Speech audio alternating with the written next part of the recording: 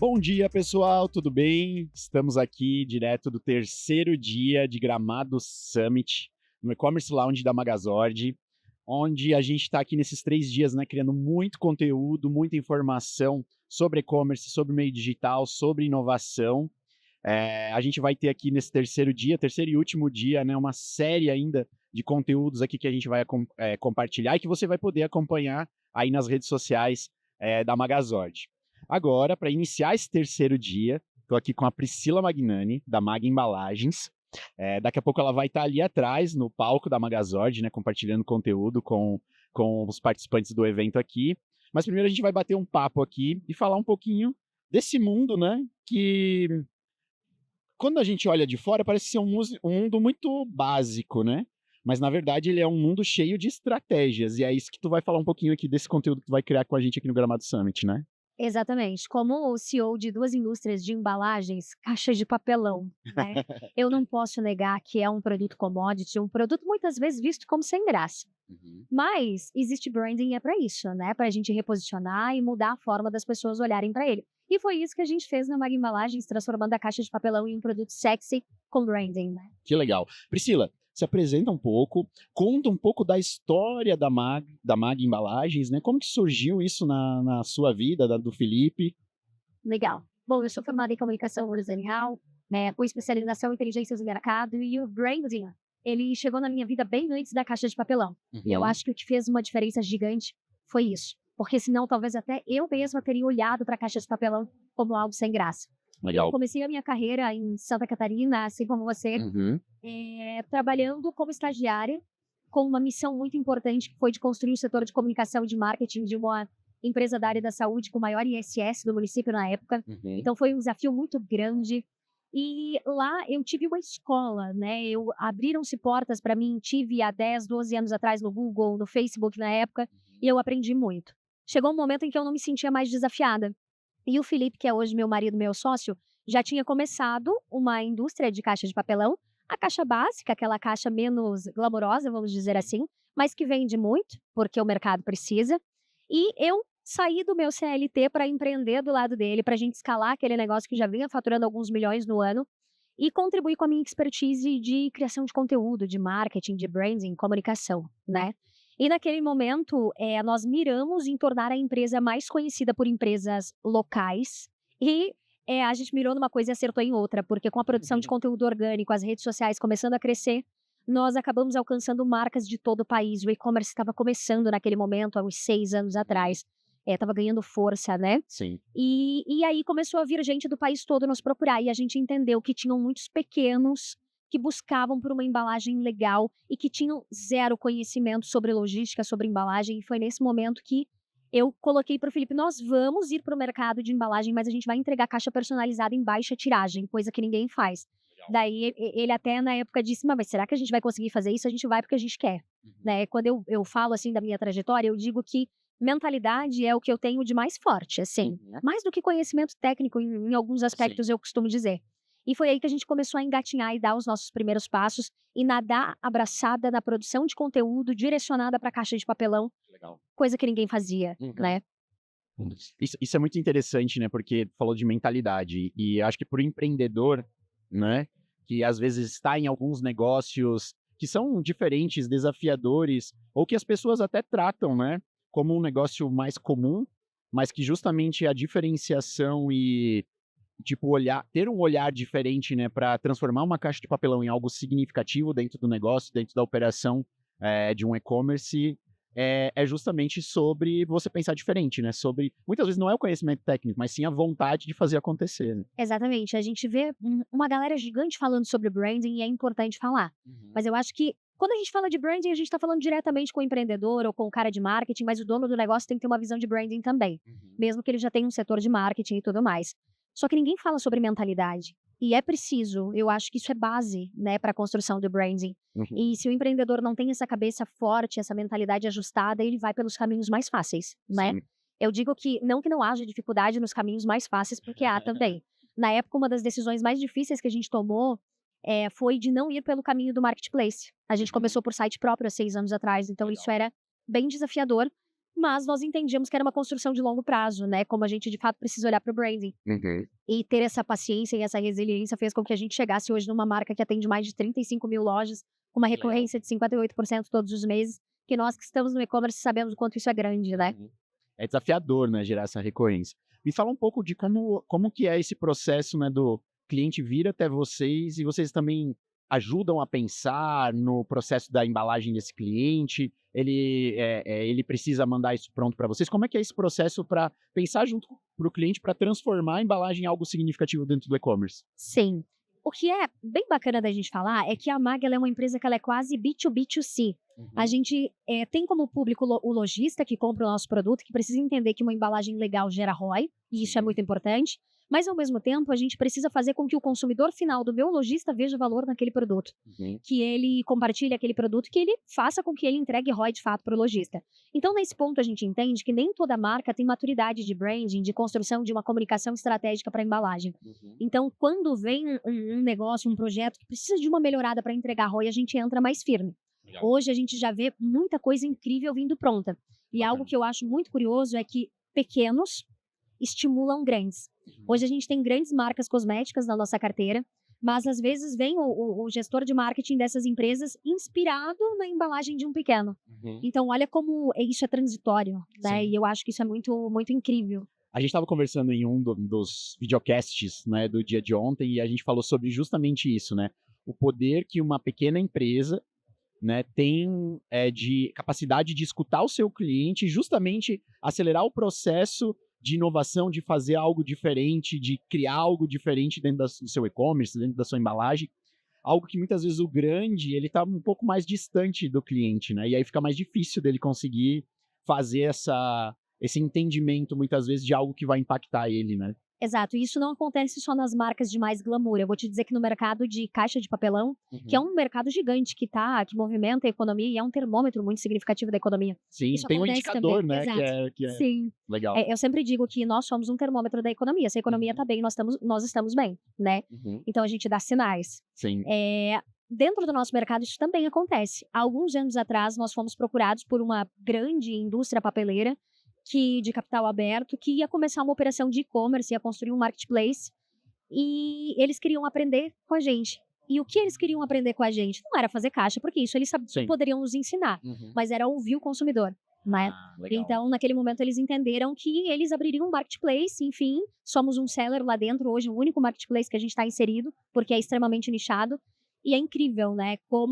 Realmente, como você falou, há uma dificuldade muito grande das marcas grandes, daquela estrutura corporativa tradicional de escutar, né? É uma postura muito mais reativa de falar do que de ouvir, né? Sim, legal. Queria te perguntar sobre, você falou antes aqui, né, que a embalagem pode se transformar, né? Tem que ser pensada também para gerar ROI pro empreendedor. O que tu vê, assim, para quem tá, pro nosso espectador lá, para quem tá nos vendo, né? Que tá lá com aquela embalagem, mas que não pensou em trabalhar isso como um ponto de contato para sua marca. O que você dá de dica para esse empreendedor pensar e utilizar, de fato, a embalagem como um ponto de contato para melhorar a experiência de compra do consumidor dele? Eu entendo que o que precisa sair alinhado daqui é que embalagem, mesmo que seja a caixa de papelão, o envelope ou a forma que tu faz para enviar os teus produtos, ela precisa te gerar ROI, para justificar o custo que tu tens com ela. Então, mesmo que a pessoa tenha a embalagem mais simples do mundo, primeiro indicador, precisa entregar ROI do ponto de vista de não ter reclamação no saque. Se não tiver reclamação no saque, é porque a embalagem está cumprindo o primeiro mais essencial papel, abrigar e proteger. Perfeito. Depois disso, a gente precisa entender se essa embalagem ela fideliza. Se ela tem uma construção de marca que faz com que a pessoa se sinta que aquela marca faz parte do lifestyle dela, que aquilo faça sentido para ela, né? E se fizer sentido, o que o consumidor vai fazer? Ele vai te ajudar a gerar conteúdo orgânico, vai levar a tua marca adiante, porque ele vai partilhar nas redes sociais. Então, você vai poder ter dentro da sua embalagem, de repente, um QR Code para trocas, para facilitar esse processo, para diluir custos desse processo. Você vai poder ter algum direcionamento para grupos VIPs, para comunidades. Então, olhar para a embalagem não só como uma ferramenta que abriga e transporta, e sim como uma embalagem que tem a capacidade de chamar a atenção do consumidor, de gerar um compartilhamento orgânico nas redes, e servir como uma ferramenta de marketing orgânico. Isso é muito importante, né? Até porque é algo que favorece e te ajuda a diminuir o teu CAC, né? Então, Sim. isso é uma coisa que todos estamos buscando atualmente, Com né? certeza, né? O custo de aquisição está cada vez mais nas alturas e você tem que pensar em detalhes justamente para otimizar isso. A gente vive na era do unboxing, né? Então a gente, principalmente, né, TikTok Shopper, né, agora chegando com muita força aqui no Brasil, os influenciadores, né, também tendo uma boa representatividade nesse processo de trazer consumidores, trazer tráfego para dentro dos sites. Você ter aquela embalagem ali não é só uma experiência, não passa a ser mais só uma experiência da pessoa recebendo o produto na sua casa. Vira um ponto de impacto para muitas vezes milhares, milhões de pessoas que estão vendo aquele influenciador fazer aquele unboxing nas redes sociais, né? Então tem que É. explorar isso, né? A gente precisa realmente despertar, né? Teve um acontecimento de escala nacional gigante recente com uma grande marca cosmética que fez todo um rebranding e não se preocupou com a sua embalagem, simplesmente colocou numa caixa crua e fez a sua entrega. Se você usa uma caixa crua, isso é terrível? Não é terrível, Sim. né? Tem momentos onde o empreendedor ainda não tem o conhecimento, a informação, não tem condições de fazer, de repente, um investimento em personalização. Mas quando você é uma marca grande, uma marca bem posicionada, que sabe como quer ser vista, esse erro ele não pode ser cometido, né? E isso acabou gerando uma viralização enorme em um aspecto que não foi positivo, porque nem sempre que viralizamos é estratégico e é bom, né? Sim. Às vezes vira uma situação de gestão de crise, mas é um cuidado realmente que precisa ter. Hoje a gente vê que um videozinho bem feito, ou muitas vezes até bem despretensioso no TikTok, te leva para uma escala gigante. Sim. Então a sua embalagem é um instrumento de branding muito poderoso, e se você viralizar e você não tiver branding, em pouco tempo você vai ser esquecido, né? Se não estiver trabalhando essa construção. Um outro ponto, né, que eu acredito que precisa ser muito bem pensado, né, e quando a gente fala de branding, é muito isso, né, entender o seu posicionamento, a sua estratégia, né, de comunicação da sua marca e como isso vai refletir na sua embalagem, porque também não adianta querer fazer uma embalagem super legal, super bacana, super diferentona, mas que também não conversa com aquilo que você quer Exato. comunicar com a sua marca, né, acho que isso é um cuidado muito grande que tem que ser feito também, né. As marcas que mais estão ganhando escala atualmente são aquelas que já enxergaram que elas precisam ter a veste cultural do seu consumidor e está inserida no lifestyle, né? E a embalagem é uma ferramenta enorme para isso. Porque quando a gente compra lá online, a gente fica esperando muito ansioso aquele produto chegar na nossa casa. E o primeiro ponto de contato vai ser a embalagem. Então, não pode ser deixado de pensar. Quando você vai abrir uma loja física, o que você faz? Você prepara uma estrutura conversativa, convidativa para aquela pessoa ter uma experiência. E quando você vende online, você não faz isso? Então, você realmente não está entregando o esforço necessário para ter o resultado grande que você quer, né? Então, isso vai de algo que eu acredito muito também. Se você tem um grande sonho, se você quer algo grande para sua marca, você precisa fazer um esforço grande. Ah, mas uma embalagem personalizada vai ser um pouco mais cara. De fato. Mas existe hoje, por exemplo, um produto que é a fita gomada, que lacra e que dá para ser impressa com a marca a partir de um único rolo. Legal. Então, isso parece jabá?